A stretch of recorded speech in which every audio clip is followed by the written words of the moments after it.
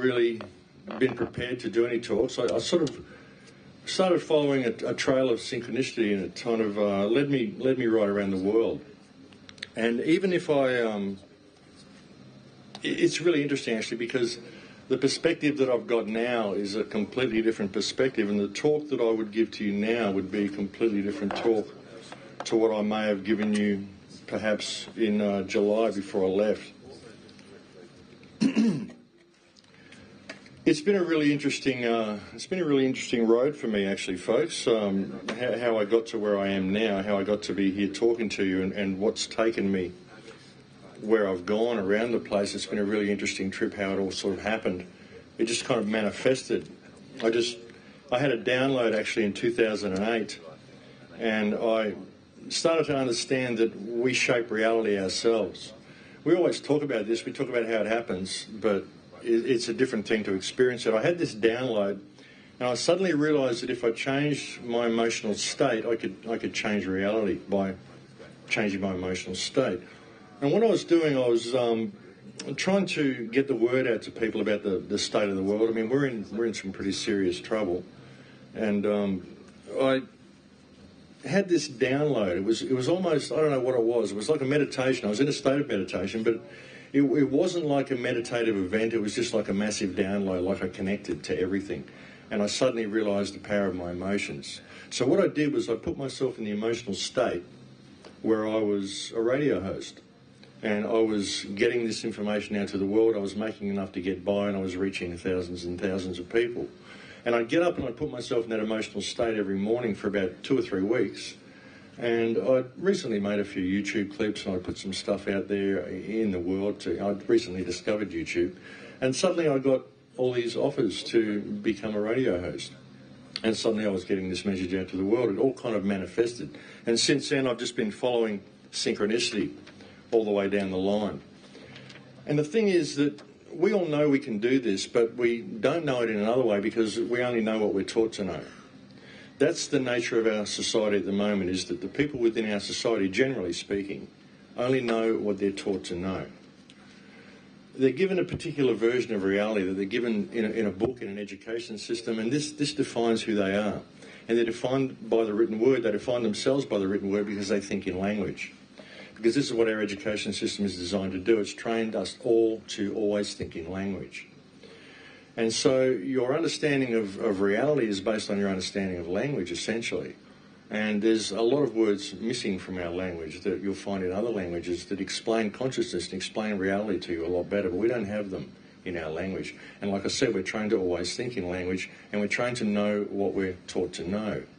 But really, we know things inside if we would just listen, to our intuition, because our intuition is the field talking to us. But we don't listen to it because we're trained not to, because we're defined by the written word. We only believe, generally, what we're taught to believe. We only believe certain things are possible because they have to fit within certain scientific parameters or certain parameters. And that's what we believe. And it's the same with our society. We believe our society fits within certain parameters. And so we go along with it. We go with the flow. We know we've got a myriad of problems, and we have. We've got enormous problems in this world. It is not a perfect world. It could be a perfect world. It is perfect in as much as it's providing us with the opportunity we need to make it perfect. But we have to participate in it. That's what the shift is. It's something you have to participate in. See, a lot of people are waiting for something to change, but they're not willing to participate in that change. They've got to be the change they want to see in the world, and they've got to apply themselves to reality. It's one thing to be in a state of love and light, but if you don't apply it to the world around you, really you're in a state of fear because you're not facing that dark side. You're not facing that which needs healing, which is all around us. And that's what we need to do. Now, what we need to do is we need to reconnect to Source. We need to really start this knowing again within us, and it has to come right from within. And essentially, we have to know who and what we are. We have to know what this system is in order to fix this system, because the system's broken. And the only way it's going to be fixed is from us. We can't turn our back on it. We can't go out and create alternate societies. We already have society. We need to fix this one. If we go out and create alternate societies and turn our back on this one and try to escape it in that way, it'll just follow us and it'll eat us up. That's what it does. It's just denial by doing that. We need to apply ourselves to reality by understanding what our society essentially is, what our government is, and what our relationship to our government is. That's the thing that we're all missing, because we're all addressing little symptoms all the time. We have certain problems in the world. As I said, we have myriads of problems. We have the whaling issue, we have the forestation issue, we have the starving children, we have the wars, we have the poverty, we have all of these myriads of problems, and we have little groups that are addressing all of these little problems. But what people aren't realising is that all of these problems are simply symptoms of the one problem.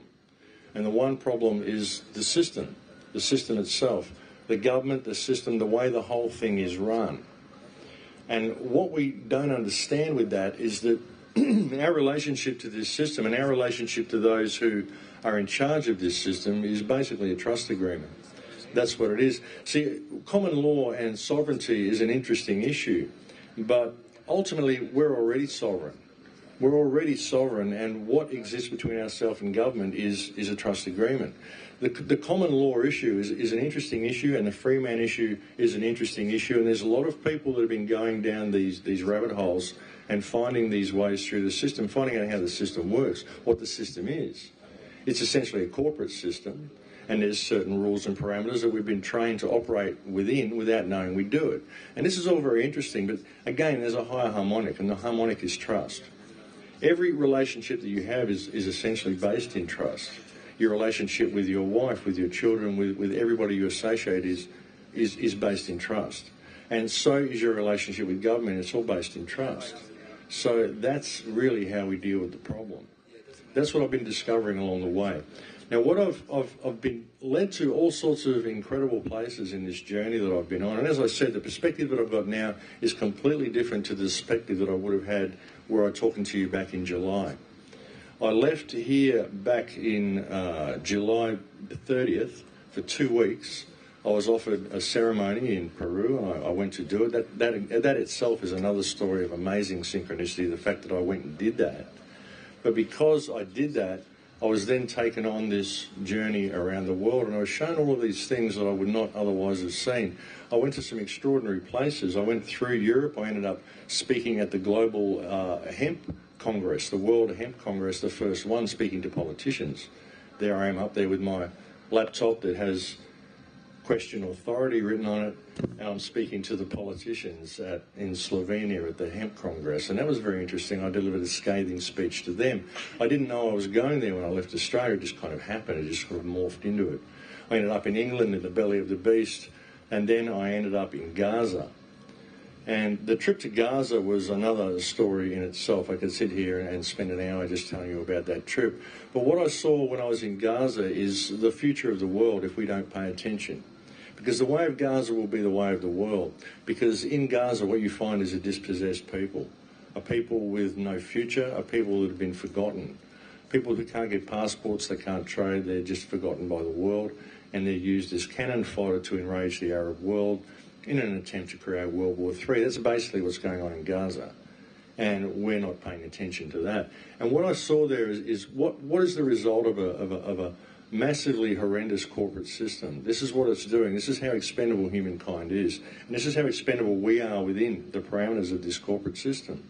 So we need to pay attention to what's going on. Excuse me.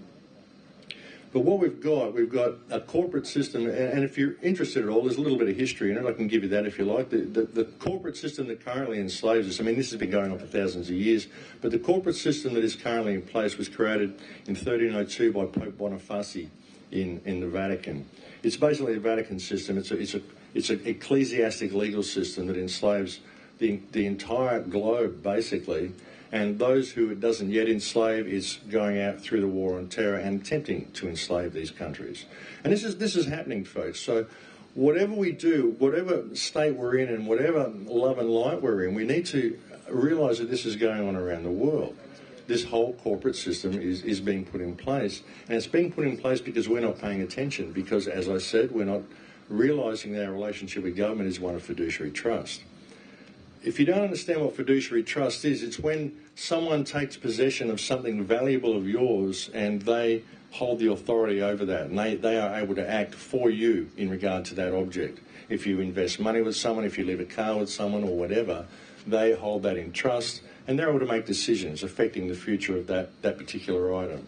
If they damage it, then they're in breach of trust. What we have in our country here is the Commonwealth. The Commonwealth. We are the common people. We own all the wealth of this nation, the whole lot. It all belongs to us. And our governments are public trustees who hold that country, this country, in trust for us. So this is how we deal with the situation. We deal with what's going on in Palestine by realising that all of our governments support what's going on in Palestine by funding the countries that are doing this. They do that because we're not paying attention.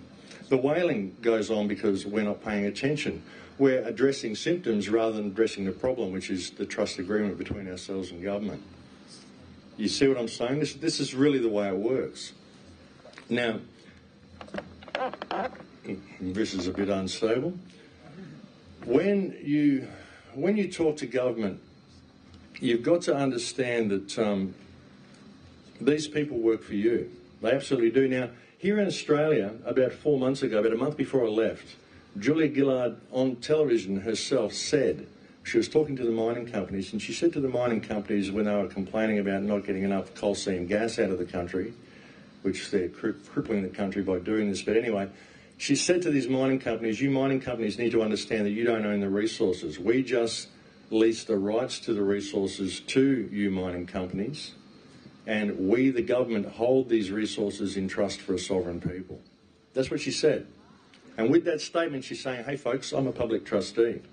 I'm a lawyer, so I've sold my soul to the devil. I've agreed to go down the path of this corporate system by contractual obligation, conscious contractual obligation. The only people who can fix what's going on in this country are you. But you have to know that I'm a trustee. That's what I heard her say with that statement. Whether she meant to say it or not, that's what she said.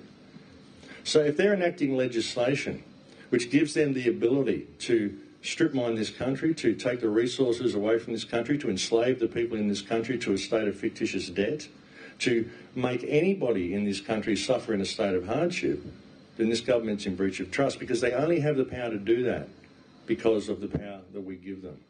This is a trust agreement. So if they're going to say that I'm answerable to any legislation, I can say, well, that's interesting, but first let's look at where you get the power to inflict that legislation upon me. You only get that power through me, through the fiduciary trust agreement that is the basis of my entire relationship with you people. So before we even look at the legislation you've claimed that I'm breaking, let's look at this trust agreement, because I'm calling you on breach of trust, and I require you to show cause why you shouldn't be taken to an international tribunal and held in breach of trust. Because that's what this relationship between you and I is. But we need a groundswell of people. You try doing this on your own, you're going to get in a lot of trouble. But if the people of this nation suddenly realise what their relationship with government is, we can change things in 3 seconds. That's the way to do it. You can't do it from within the legal parameters. It's no good really going down the free man rabbit hole and sending back your birth certificate and doing all of these things, because if they're telling you you have to operate within these parameters in order to establish your freedom, how free do you think you are? How free do you think you are? But what we're being offered here, folks, at this time, and I believe that's a lot of what this shift is an opportunity for freedom. We've never really been free. In the whole human experience, we've never been free. We've had freedom of choice, and we've mistaken this as freedom, but it's not freedom. And at the moment, we have a real opportunity for freedom, but freedom really scares a lot of people, because real freedom is self-responsibility. Being 100% responsible for your actions, 100% responsible for everything you say and do. Living your life in a state of service to creation, doing the right thing, honouring the people around you, seeing the people around you as valid. So that's where it all breaks down. That's why we have to really reevaluate what we are, really look to within our hearts and see how applying our heart space, putting ourselves in the correct vibration and applying our heart space to the world around us can change things. But because we've got to see the beauty in other people, we've got to see the validity in other people. We tend to live our lives in a state of competition. Whether we realise we do it or not, we live our lives in a state of competition. We're always competing with each other on a certain level. We just always seem to do it because we're trained to do this. But I live my life, I have a saying that I use, that I finish at the end of every radio show that I do. It's in Lakesh, a mind saying. It says, I am another yourself. This is the way I treat people. This is the way I try to treat every single person that I come in contact with.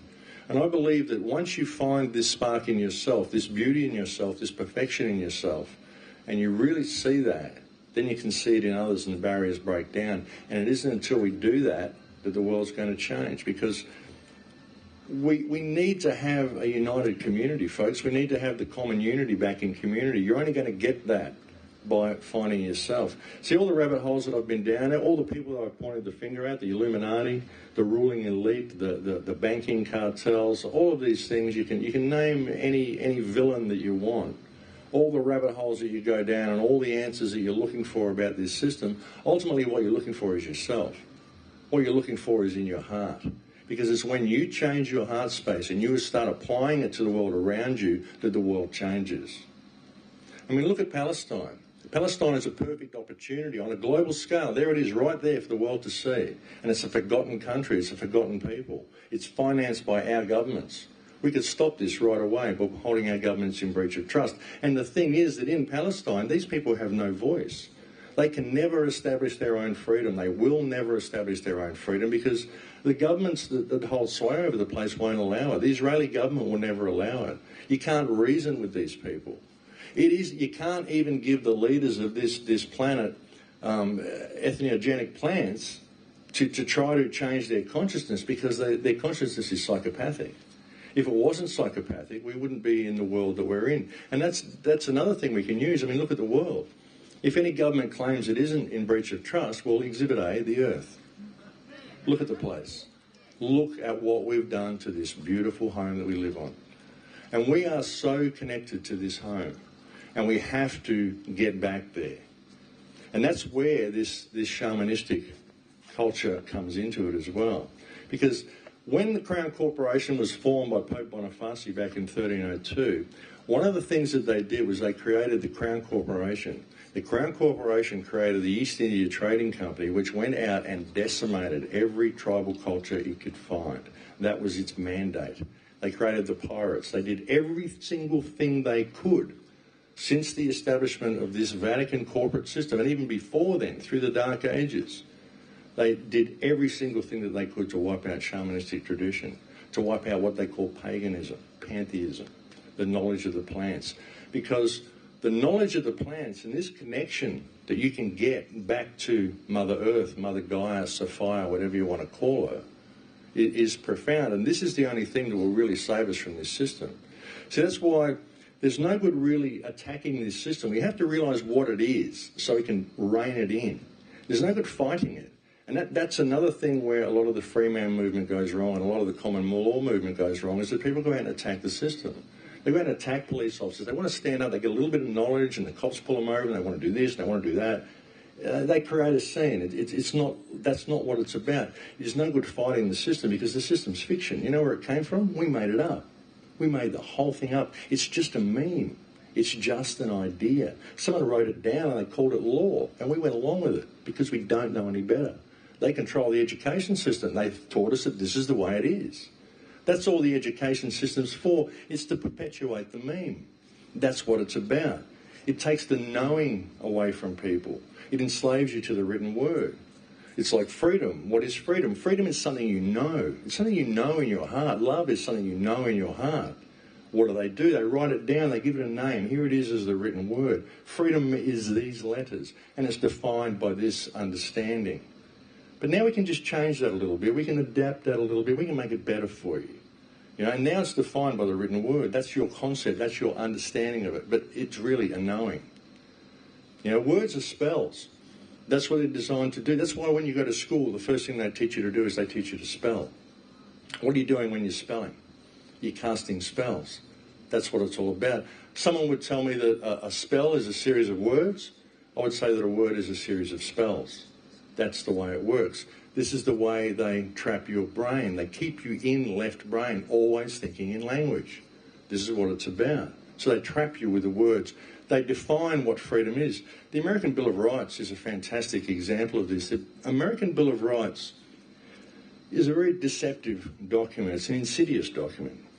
The American Bill of Rights, when you read it, You read this document and you think, this is a beautiful document. This explains everything I should be as a human being. And the reason it does is because it explains everything you are as a human being. But it's just stuff that you already know. But because it's now written it down on a piece of paper, now we can change it. Now we can amend it. Now we can add to it. Now we can take all of these rights away from you. All of these natural rights that you know you have, we can define by this written word. And now we can take it away from you. That's what they do, you see. So we have to get away from all this. We have to realise what our relationship with these people is. We have to rein this government in. Rein it in right across the planet. There's a global movement. There is. Everywhere I've been around the world, I've seen pockets of resistance. But nobody really knows where to go, what to do with it. But people are starting to understand now the concept of fiduciary trust. And if we as a nation and as a people can figure this out and stand in that and rein this in, then we can change the direction the ship of state's going. There's not going to be any miraculous overnight transformation. Now, we've still got a society. Even if we had mass arrests, as some people have been advocating, even if we had a revolution, even if we overthrew our governments or whatever, it's just going to create chaos. We still need some form of system because we still have a society. But if we can rein our governments in, we can clean up this system. We can introduce an honest monetary system so people aren't enslaved to debt. We can get the fluoride out of the water. You know, the tuna, deep-sea tuna, full of fluoride now. Fluoride in the oceans. I mean, it's out of control. Fukushima, we've got all of this stuff going on. We need to rein it all in. Because once we rein our governments in and we institute some form of honest government, something very, very transparent that is actually a government of the people, for the people, and by the people, something very, very transparent, because, you know, really, essentially just an administrative arm, that's really all we need government to be. We don't need them to control us. We need them to administer the infrastructure of our society. That's all their purpose should be. If we can rein them back to that and get all the toxins out of our society, then perhaps our grandkids will start being born aware again and connected again, with the pineal open, with more of their DNA active. Because this world that we're in now is so full of pollutants, it's so full of damage, and it's a reflection of our failure to face this, to be in this. Our world truly is a reflection of ourselves, folks. It really is. You know, and it's the same as the way we always put a Band-Aid on the sore, but we never address the problem. Not on a geopolitical level, we don't. It's the way we treat our bodies generally as a society as well. We get a sickness, so we take a vaccine and it removes the symptoms, but it creates all of these other sicknesses. And that's what we're doing basically as a culture. Generally, of course, the people here aren't doing that, but generally as a culture, this is what's happening. So we need to start reining this in. And you've got to be spreading information to people, but doing it in an empowering way. You really do. People have to be seeing this as an opportunity, because it's the greatest opportunity we've ever had for freedom. But again, freedom is self-responsibility. There's a lot of people that don't want that, and that's a real shame. But again, you can lead by example and show them that there's a better way. See, that's the thing when you talk about this system as well. It's one thing to point out all the faults, but you have to show people that there's a better way. You've got to give them crumbs of information, plant seeds in their mind and let them discover the truth for themselves. Lead by example in all that you do and show them there's a better way. Teach them to know things again. That's what we've lost. Now, something that's been really good about this gig here is seeing the great love that everybody has had for art here and the importance of art in our society. Art's very right brain. And right brain is where we've been kept away from. You know, we don't view the world artistically anymore, which is why we have so many of the problems that we've got. You know, art is culture. Art is who you are. Your life is your art. We've had our culture reduced to patriotism, but really our culture is our art. If you look at the culture of the Irish people, it's their particular art, the Celtic knots, the way they build their walls, the way they dress, the way they speak. This is their art. This is their culture. It's not their spot in the world. That isn't their culture. Their culture is their art. And it's the same with everybody. Your life is your art. And that's something that's been taken away from us as well. Now our lives are, we measure ourselves up to all these yardsticks. Our lives are what we look like according to this certain rung on the social scale.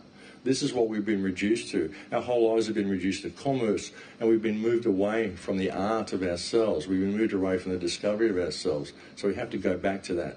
All of the problems that we face, every single one of them, can be solved by going in here. That's where all of the answers lie. But you've got to know what you're looking for, I guess. What you're looking for is yourself, and it is in there. I mean, I've had this experience, like I said, where I had this massive connection.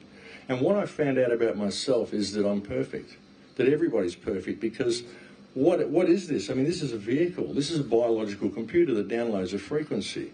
You take a kidney out of my body, put it in your body, you'll start experiencing me. Not because the kidney has memory, but because the membranes of the cells, Dr. Bruce Lipton's worked this out, the membranes of the cells are downloading a frequency. That frequency is what you experience as you. I downloaded a frequency from the same place that I experience as me. My consciousness is not local to my body, it exists out here in the field. The same as everybody's consciousness. We've got all these different biological computers tuned to different frequencies, downloading a different aspect of reality. That's what we've got. Now, what's unique to you is your perspective of reality.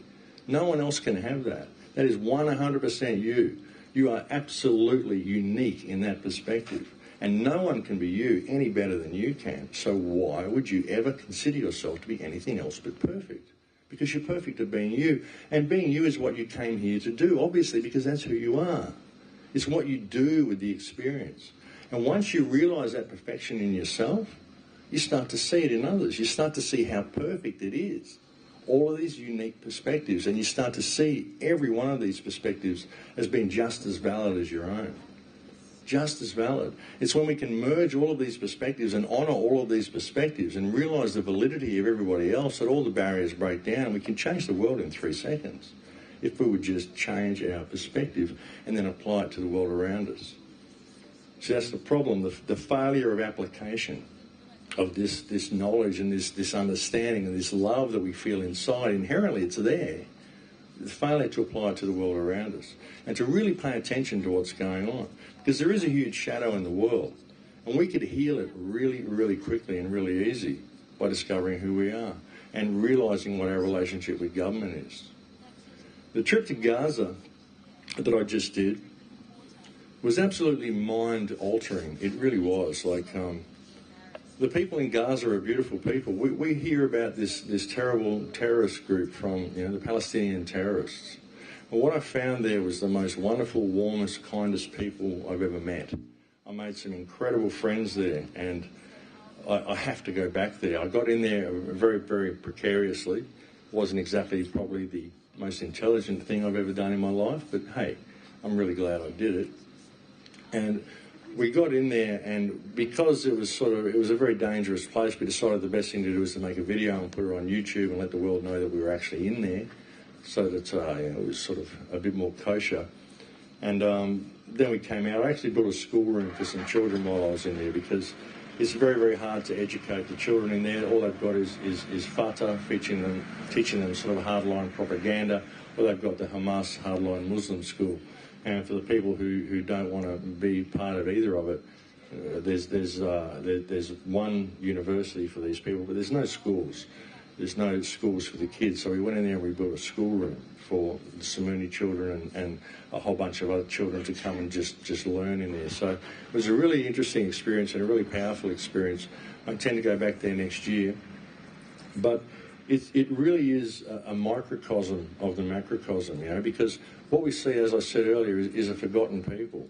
And when you look at this corporate system, I mean, in America now, there's something like 3 million homeless people.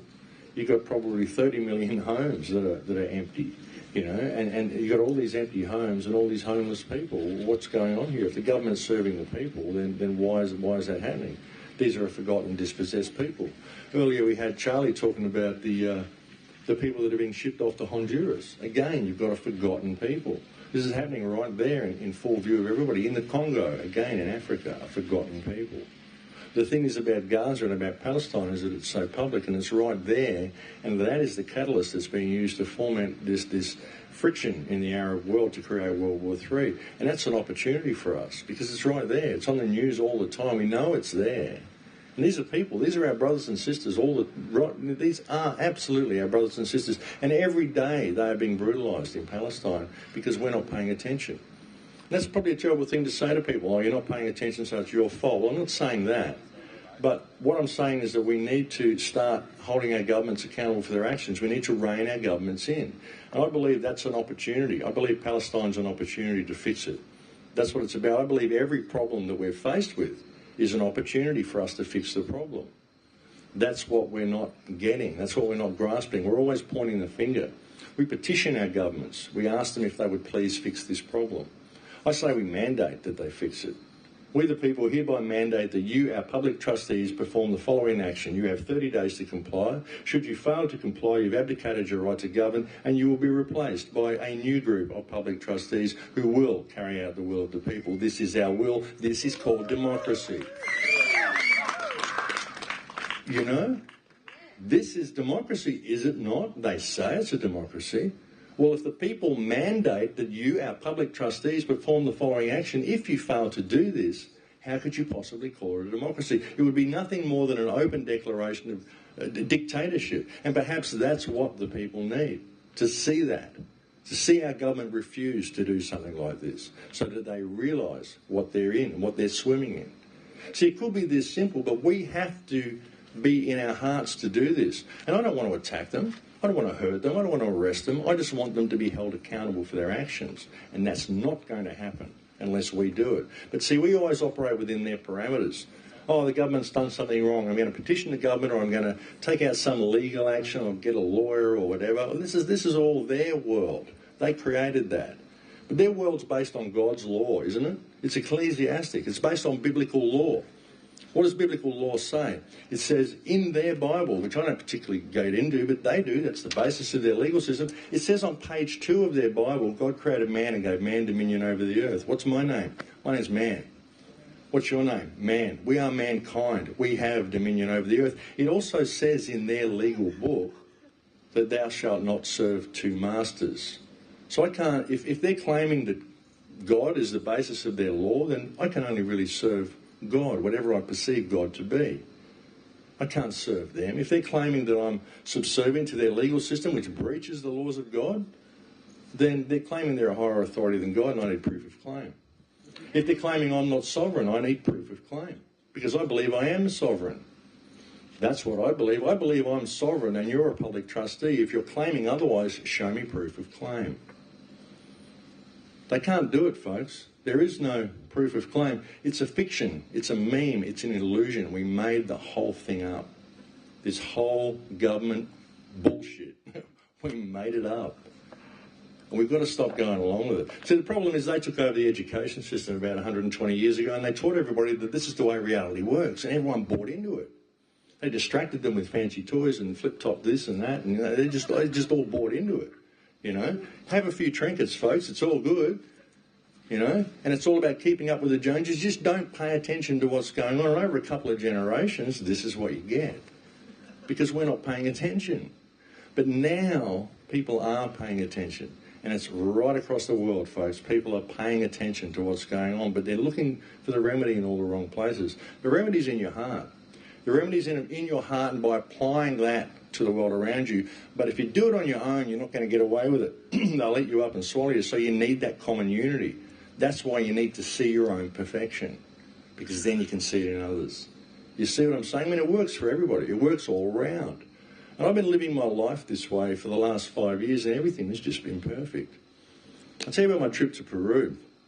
I had this experience in 2008 where I had this massive download, and a lot of people said to me, that sounds like a DMT experience. And I'm like, I don't know, you know. So so many people said it to me that I thought, well, I'll try some DMT and see. And it wasn't like that at all. It was much more than DMT. It was unbelievable. But when I had this DMT experience, I had quite a lot of DMT actually. Like this young guy, he said, look, Max, this is the bottom of the bag and this is a really big pipe, but I think you can do it, you know. but you got to keep on to it. So I went, okay, and I did it, and I was just, in 20 minutes I was gone. And I actually met the mother, I met the madre, and she took me down through 3 layers of like a fractal reality. And she said, you've got to go back now. And I said, well, no, I'm happy to keep going. And she said, no, you've got to go back because your friends are worried about you, but you've got to come back and see me because there's all this stuff I need to show you.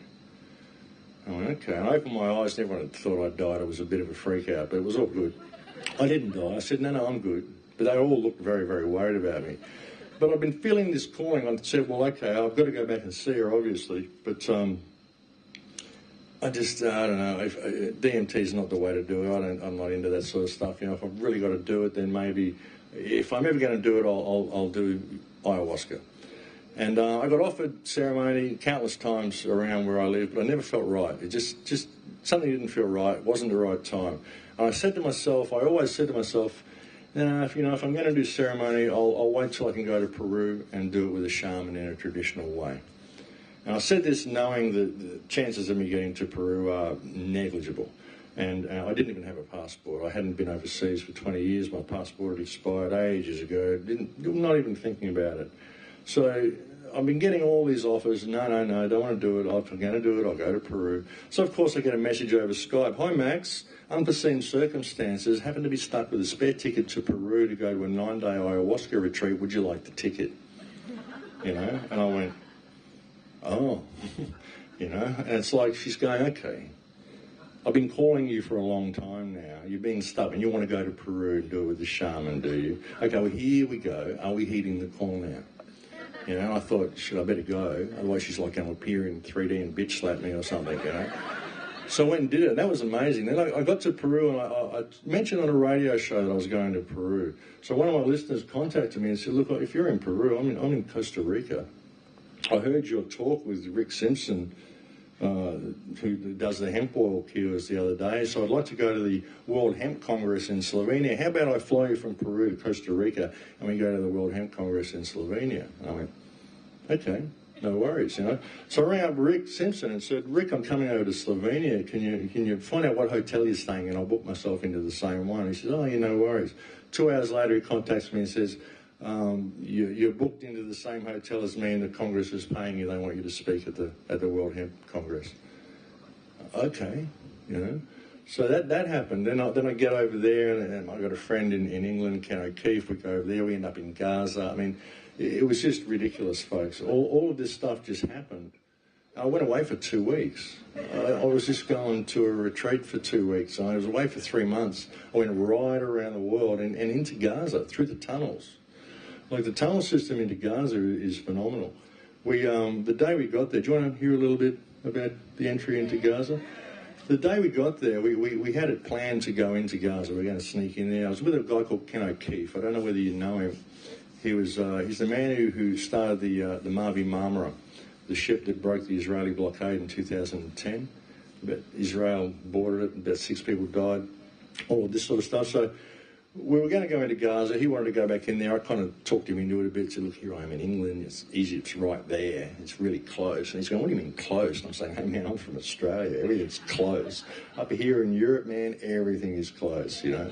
So, yeah, I'm this close to Egypt. I'm this close to Gaza. I'm with Ken O'Keefe. Hey, if I can get into Gaza, I'd like to go to Gaza, you know. So he's organised, okay, we'll get to Gaza. He's contacted a few people. We got there. We were going to bribe a border guard. $500, get us both in, all good.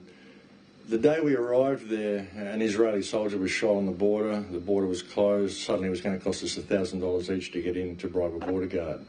So he contacted some friends, and we got in a different way. And the way we got in was kind of dodgy. I mean, we just kind of found these people. I mean, it's all, anyway, it was really, really dodgy. And I'm in Egypt, and I can't speak the language, and I'm with these guys, and I'm thinking, oh, what's going on here, you know? And but anyway, we ended up getting led to this tunnel. We've crossed the Sinai, we're in Rafah, and there's this tunnel. We get led to this tunnel. We said it's a 5-star tunnel. We get to a place that's about as round as that umbrella, and it's going down on an angle about like that. And I've looked at it, and Ken's looked at it, and we're looking at each other, and we're going, what are these guys even saying? You know, we don't even know what the language is. And I'm looking at it, and Ken's looking at me, and I'm thinking, well, I wonder if I'm crawling into my own grave.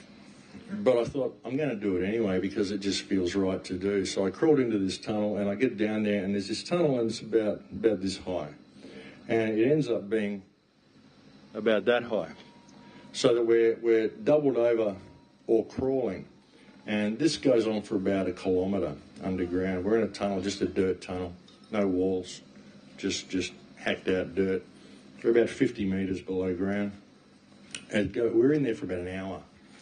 And we come out on the other side, a complete mess, into this bombed out war zone of Rafah in Palestine.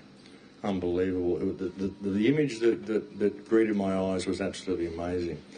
And I saw, that in this rubble, in Palestine, there were children playing in the bomb craters. There were children throwing little bits of rubble around at each other and stuff. Like Gaza's an area, the Gaza Strip is 5 miles wide, it's 25 miles long, there's 1.6 million people, over 800,000 children in Gaza. Over half the population is children. Of the adults, there's half of them are women. So there's 400,000 women. So you've got 1.2 million women and children in an area 5 miles long, 25 miles, 5 miles wide, 25 miles long, in what is essentially the world's biggest concentration camp. They have saltwater showers. The electricity's off for 8 to 16 hours a day. They're allowed no trade with the rest of the world. Nobody's allowed in, nobody's allowed out. The only way people can get in and out is occasionally through the Egyptian border. But that's it's loosened up a little bit lately, but it's still very, very dodgy. You can't get a passport, so you can't travel anywhere. Even if you do get out of Gaza, you can only get into Egypt for a little while, and you can never leave. You can't travel anywhere. You're a forgotten person. That's what's going on in Gaza. And I went there and I interviewed the university students. I did a talk at the university. These are wonderful people, really, really wonderful people. I was interviewing this university student saying, why are you going to university here in Gaza? What do you hope to achieve by going to university in Gaza? And they gave me these full stories about how they wanted to improve their lives and change the world and make a difference in the world and all the things that you hear from the university students here. Just the same thing, just the same people. Beautiful people, all trapped in this situation. We were lucky we can get in and get out. But we got in there, as I said, we were in there and we thought, well, there's no way Hamas doesn't know we're in here. So we better let them know we're in here. So we went out and made a video on a roof of a building in Gaza, the accommodation we were staying. We were holding the camera and we were sort of walking around. And we're showing them exactly where we lived, where we were, so that they, okay, here we are, we're in Gaza, hi. And sure enough, they came to see us, confiscated our passports, all sorts of stuff. We had a bit of a drama while we were in there, but not too bad. They were actually very good to us, considering we were in their country sort of illegally. But they were very good. They detained us on the border on the way out, and the exit from the border was really interesting because there was a group of really, really hardcore people there. When I was getting out, as we were driving through town, we actually got detained by Hamas. They were driving us through town, and there was a bunch of Islamic jihadists there with Kalashnikovs and machine guns, and it was pretty full on there for a little while. But at no time did I feel fear at all. At no time did I feel like I was in danger at all. It was just a real calmness. It was an observer status that I had the whole time I was in there. It was really quite amazing, but it showed me where we're going, what it's like to be in a lawless state, what it's like to be a forgotten people, what it's like to be in such a state of extreme shortage that you're having saltwater showers. You've got gunships off the shore not allowing you to fish, not allowing you to do anything, and these are just a beautiful, kind people. And we could fix this. We could fix it if we paid attention. We really could. And this is going on not just in Palestine, it's going on all around the world. It's going on in the Congo, it's going on in countless countries all around the world. Syria, there's stuff that's going on in Egypt now that's really wild. But I mean, a lot of that, these are governments that are, they're doing it themselves. But Gaza is just this forgotten place. Palestine is just this forgotten place. And we need to pay attention to it. So it's been a pretty amazing trip, but where we're going. I mean, if we don't pay attention, that is where we're going. And there's also a certain machine agenda to the people that are in control. I mean, we've got guys in control. Whether they're good people or whether they're bad people is irrelevant. We've got guys in control who believe that their way is the only way. It's the only way. They're introducing a transhumanist agenda. They're genetically modifying everything on the planet. whether you believe that or not. It's true. The GM food, the chemtrails that are spraying, which are real. I've done soil analysis. I've done water analysis. I have a microscope at home. I've looked at what's in the soil. I've looked at what's in the water. There's some really strange things going on in there, folks. We've got a real control grid being put in place right under our noses because we're not paying attention. And the way to deal with it is by realising that our governments are trustees. That's all they are. So it's got to come in here. You understand what I'm saying? You see what where I'm trying to go with this? And like, this is a very organic talk, folks. I don't have anything prepared for you today. I've just sort of come here and started talking. Because as I said, the trip that I've done, it's put me in a completely different perspective than what I had. Even the way our consciousness has been altered, even what has caused us to create this type of civilization blows my mind, because I believe the schism in our consciousness goes so deep that if we really knew who and what we were, we wouldn't even need civilization. We wouldn't need any of this stuff at all. The connection that I got in Peru, the connection that I got to the plants, the connection that I got to Mother Earth was so profound. I saw so much what we could be that it doesn't matter if we bring down the system, because even if we do, we're just going to put another system in place. It's just not going to work. It doesn't matter if we have mass arrest. It's not going to work. What we have to do is rein it in and get it operating in the right direction so that it can steer us back to what we should be. The first step is to introduce an honest monetary system, get everybody out of debt slavery, and get all the toxins out of the environment, get all the toxins out of the food, get the fluoride out of the water, get rid of all of this stuff. That's what we have to do. And governments aren't going to do it. It has to be done by us. It can only be done by us if we realise who and what we are. This is a trustee agreement, folks. It's a trusteeship. This whole government is a trusteeship. So that's where we have to take it, and that's the way we have to look at it. That's pretty well all I wanted to say, so thanks for listening, folks. We have some questions. I'm happy to take some questions, Q&A. Thanks very much, Max. Igan. It was a bit of a surprise he was here, so we're really, really honoured to have you here. Thank you. Any questions in the audience? That was quick. And, of course, Mr. Dan Schreiber, thank you. Hey, Max. Thank you very much. That was awesome. Thank you, Dan. What do you reckon you were saying it's a shift in the heart, yes, and you said we can't be doing it alone. What sort of threshold numbers do you think are required before the target is too large to kind of hide away and, use dodgy means to put away? How many people do you think we need? From what I can see in my travels, I think we've already got the people. I think we've already got the numbers we need. We just need to know what approach to take. Yeah, no, but I mean, if you've got those numbers, let's say it's 1,000 people, what do we need to get those people together in a consensual way that there's a strategy to move forward in the way you're talking about? Well, what you really need is you need you need public knowledge of this, because like sheep will follow, you know what I mean? If we really wanted to stand up and start speaking out, we've got enough people to do it, but in the meantime, we need to disseminate through the population, because really when you think about what I said, it's all common sense. It's absolute common sense. The guy next door who drives a Kingswood and watches the footy could figure this out. You know, if you can get a way of telling him, if you can find a way of breaking down that barrier so he doesn't look at you like a hippie or whatever, and he'll actually listen to you for 5 minutes. So once we've got that consensus, there's enough people in the world now there's enough people in the world now that know this, that could stand up and I'll go and say it. I'll hold the government in breach of trust. I'll go public and do it. But I need to know that there's a groundswell of people in the populace that are going to stand up and say, yeah, what he said. Yeah, we want to do what he said. You know, and I don't want to lead anybody. I don't want the leadership gig. No way. I don't want to know about that. But, you know, once we have this knowledge in the minds of the population, and it can be as simple as that. You don't have to go down any rabbit holes of consciousness. You don't have to try to brainwash them with anything. You don't have to try to break any paradigms. You don't have to try to tell them about psychotropic plans. You don't have to try any of it. All you've got to get them to do is understand the basis of their relationship with government. It's fiduciary trust. Once they can grasp that concept, then we can get this groundswell happening.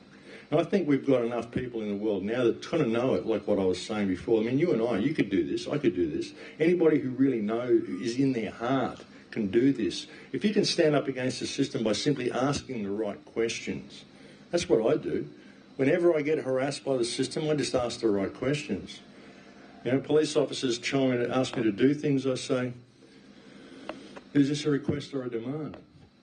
And they say, it's a request. I say, well, if it's a request, obviously I have a choice. After careful consideration, I'm deciding I won't be acquiescing to your request. Thank you for the offer. And I say, well, it's a demand. And I say, really, a demand? Are you a slave trader? Because according to Section 268 and 270 of the Australian Criminal Code, no individual can be compelled by any other individual to perform any task or action against their will. That's called slavery.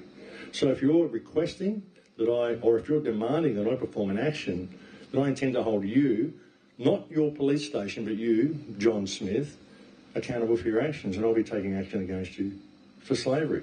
And I just say these sorts of things to them. You know, who you're representing? I'm representing the Crown. Well, if the Crown chooses to exercise the right of ownership through you, I'll be holding you accountable. And you make complaints. Make complaints to ethical standards. Make a complaint to the Attorney General. Make a complaint to police health. And if they can't get insurance, they can't work as a cop. That always affects them, things like that. That's the way I approach the legal system. I just always ask the right questions. You know, when the taxation department wants something, I ask them which department they belong to. It's like the customs department, the guy who's been trying to import the Corvette. I don't know whether any of you have seen his story. He's been trying to import a Corvette, and they've been trying to hit him with customs tax. And he's saying, well, are you representing the Department of Customs and Excise, as said by the Constitution? Or are you the Australian Customs Department? Who is the Australian Customs Department? Are you related to the Department of Customs and Excise? And they won't answer, because they're not. They're a corporation. You don't have to pay them. They're a fiction. This is, you know, you've just got to ask the right questions. So there's enough people doing it. There's enough people knowing it. But we need to have this knowledge of this trust agreement disseminated throughout the community. It's a really, really simple concept. Really, really simple. And once enough people get it, once someone stands up and does it publicly, they're going to go, hey, yeah, this makes sense. And we can do this in all our countries, all our nations. So this is another thing. We're all stuck with our nationalism. We all think the problem's native to our country. Oh, what's happening in Australia? Oh, wow, look what's happening in Croatia. Oh, it's America. Oh, it's England. It's across the globe. It's a global corporation. You know this, Dan. It's a global corporation. It's a global situation. But I don't think we need too many more people. I think we've got the people who've got the real knowledge that know this now. All we need is to disseminate this throughout the rest of the community. How many we need, I mean, I don't know. I think it'll spread like wildfire. Once people start understanding, I think it'll spread like wildfire, because it's so basic and so simple. Recently, I had to vote in the local council where I live in Victoria. And I was sent a letter with 3 names and descriptions of people that I could vote for. And I just put it aside because I thought, you know what, I don't want to vote for any of you. And my partner came to me and she put it in front of me and said, you're going to get a fine if you don't pay this. And I sat there and I thought, oh God, there's that thing that's a fucking consequence, you know, of me not having well, me choosing not to be a part of this game of voting for someone that I don't even bloody know and I don't approve of. And so what I did was I read all the names and chose the person that I thought ecologically really supported what I think, and I voted for that person. That's a frustration I have every time I vote. I don't actually trust a single politician. Mm. I don't actually feel that any of them have the leadership qualities to make the decisions on behalf of me. But yet I'm still compelled through the system to vote. I'm held accountable if I don't. I also have this other issue going on, which is it feels as a sovereign being that it's really important for me to vote. So I don't just want to go in and vote for Donald Duck or you know, tick my name off and, you know, hand in a blank piece of paper. So what do I do? Okay, yeah, you feel like you've got a moral obligation to vote. I mean, really, if you look at the candidates, you've got a moral obligation not to vote. I mean, it's like you say, you're picking the best of a bad bunch. That's that's what you've got. That's your choice, to pick the best of a bad bunch. Personally, I never registered on the electoral roll. They come around to my house sometimes and they say, we believe there's someone here not registered on the electoral roll. And I say, yes, that would be me. And they say, what's your excuse for not voting? And I say, I refuse to support organised crime. Is there something else I can do for you? Because I'm busy. And they go away and they've never fined me. I've never received a fine for not voting. I mean, I just say I refuse to support organised crime. This is a criminal system. It's a psychopathic system. It's a system that doesn't serve humanity's needs in any way, shape or form. And it doesn't matter who you vote for. You're still voting for the government. The government still gets in, whoever you vote for. And they're a bunch of criminals who serve a corporate agenda. So that's my understanding of the whole thing. I mean, they send me fines. I just don't pay them. I just go and challenge them in court. I challenge the validity of things like this. It's really hard to give people procedures on doing this sort of stuff because you get armed with a little bit of knowledge and you go and you get yourself in a lot of trouble. You know, and every situation is different. And I operate always from my heart. Usually when I walk into a court, I'll establish straight away that I'm flesh and blood. That's the first thing that I do, because a court is it's a corporate system. You're in a commercial court. They go in there and they ask, what is your name? They call my name and I say, I'm here regarding that matter. They say, who are you? I say, I'm flesh and blood. I'm living flesh, blood flows in my veins. I ask the court for remedy. I mean, that's just my approach to the whole thing. It usually works. That's just the way I deal with it. So I don't have the whole voting thing. I refuse to support organised crime, so I don't support any government action in anything that they do, because I just think that they're trustees in breach of trust. And not only that, but I can prove it. And that's the way I talk to them. And I just say, look, you know, and look, there's even a system that we're putting together at the moment with some friends of mine. They're putting together a system because we've figured out how it all works. I mean, we've figured out there's two Australian governments. You know, there's the Parliament of the Commonwealth and there's the Australian government. The Australian government, the Commonwealth Government of Australia, is a corporation registered on the Stocks and Indexes Exchange in the District of Columbia. It has a monthly report. It's a corporation. It's not the government. That's who's demanding all the money of you. So even by paying these people, you're committing fraud against the actual government. That's the way I approach it all. And we're creating an organisation now where we're saying, look, you've got to leave us alone, because if you challenge us on any of these things anymore, if you harass us on any of these things anymore, we're going to challenge you in an actual de jure court and we're going to bring down your system. For the sheeple out there who want to pay their taxes, who want to be involved in this system, who want to receive the dole, who want to do all these things, that's fine. If they want that, you can control them if they are going to allow you to do it. But don't come after us, because if you do, we'll bring down your system. And that's the kind of approach we're having to them, because we realise this is a trust agreement. We want to be left alone, and we're going to bring as many people with us as we can. So we're in the process of putting all this together now. I don't know what name we're going to call it or how we're going to really go about it, but it's really coming together. There's been a lot of people that have been working through all of this sovereignty stuff for a lot of years now, and we're finally figuring out what the highest harmonic is, and that's trust law. It's fiduciary trust. That's what it all comes down to. So ultimately, if they're claiming the right to fine you for not voting, well, what they're going to do if you don't pay the fine? Well, they're going to put you in jail? Well, there'll be an injured party then, won't there? And if a law's been broken, if an actual law's broken, there's always an injured party in the breach of a law. If you breach the statute for which there's no injured party, and then the government comes along and they incarcerate you for the breach of a statute for which there is no injured party, then who broke the law? The government did. Because the only injured party in the breach of a statute is the person who's prosecuted. But we don't understand that what we're dealing with is a trust agreement. Now, they're in breach of trust. They can't prosecute you for not voting when they're giving you criminals to vote for. That's breach of trust. Call them. Hey, I'm calling you on breach of trust. Look at this candidate. Look at this system. Look at the earth. Look at this place. You want me to swim in this? Breach of trust. You know? But again, you need the whole population to know it. You need the whole population to start thinking like this, because we can move the world in a different direction if we apply ourselves to it. So again, it's the public knowledge. You'll probably still continue to get fined for not voting until your neighbours understand what's going on as well, until we get a few of the, you know, a majority of the population with this knowledge. I don't even know if we need a majority, but at least some sort of critical mass like Dan was talking about, so that suddenly the whole population starts to understand this. And they don't have to do anything. You don't have to go and put your head on the chopping block. I'll do that. I'll go and put my head on the chopping block. I can crawl into tunnels. I can do this. I don't care. You know, I don't care what they do to me. It doesn't matter. I'm quite happy to go as public as I can with this. But I need to groundswell other people. So I need you to talk to your neighbours about it. Just explain the concept of fiduciary trust to them and get them to understand what their relationship with government is. I mean, it's been, like I said, it's been a long process. A lot of people have gone down a lot of rabbit holes, and there's been a lot of information come to surface.